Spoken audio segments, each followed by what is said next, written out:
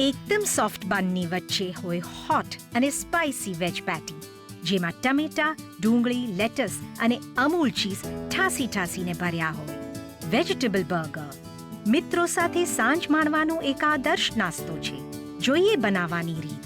Veggie પેટી માટે 1 મોટી ચમચી અમૂલ ઘી, 1 મોટી ચમચી અમૂલ બટર, 1 મોટી ચમચી Amul cheese spread, 1 Amul cheese slice, અડધો કપ બાફેલા વટાણા, 3 થી 4 મોટા બાફેલા બટેટા, અડધો કપ સમારેલા અને બાફેલા ગાજર, 1 મધ્યમ કદની ડુંગળી, 1 મધ્યમ કદનું ટમેટું, 2 લીલા મરચાં સમારેલા, 2 મોટી ચમચી સમારેલી કોથમીર, લેટસના થોડા પાન, 2 મોટી ચમચી બ્રેડ ક્રમ્બ, 1 બ્રેડ બન, જોઈતા મસાલા છે.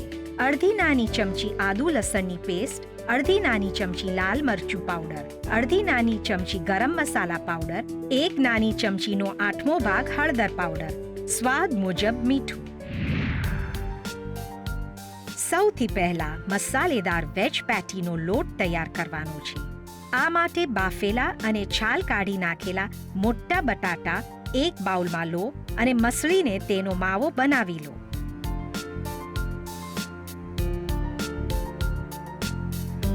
હવે તેમાં મસાલાઓ ગરમ મસાલો, સમારેલી કોથમીર, લાલ મરચું પાવડર, હળદર પાવડર, સમારેલા લીલા મરચાં, આદુ લસણની પેસ્ટ નાખો.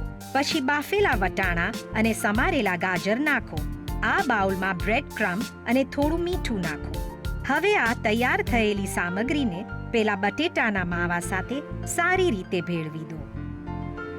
આ રીતે પેટી બનાવવાનો તમારો લોટ તૈયાર થઈ ગયો છે. હવે તેમાંથી થોડો ભાગ લઈને તેને ગોળ આકારમાં બનાવો. ધ્યાન રાખો કે તે બધી બાજુએ એક સરખો જાડો હોવો જોઈએ. હવે તમારી મસાલેદાર પેટી તળવા માટે તૈયાર છે. તળવા માટે એક ફ્લેટ પેનમાં અમૂલ ઘી નાખીને સારી રીતે ફેલાવી દો. જ્યારે ઘી ગરમ હોય ત્યારે પેટીને તેમાં નાખીને સાંતળી લો.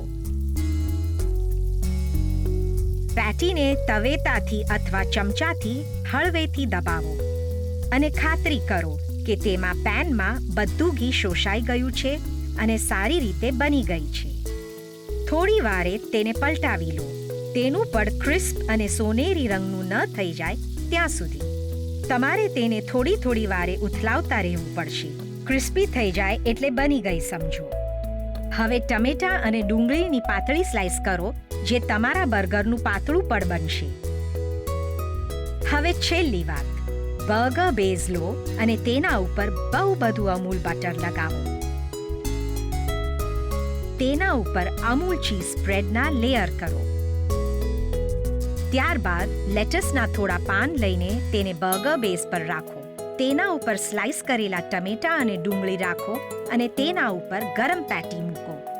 સૌથી ઉપર અમૂલ ચીઝ સ્લાઇસની એક ફૂલ સ્લાઇસ રાખો અને તેના પર બનની બીજી સ્લાઇસ રાખી દો. લો, એકદમ ટેસ્ટી મસાલેદાર ચીઝી વેજીટેબલ બર્ગર તૈયાર છે. હવે ગરમ અને ક્રિસ્પી હોય ત્યાં જ તેના સ્વાદની મજા માણો.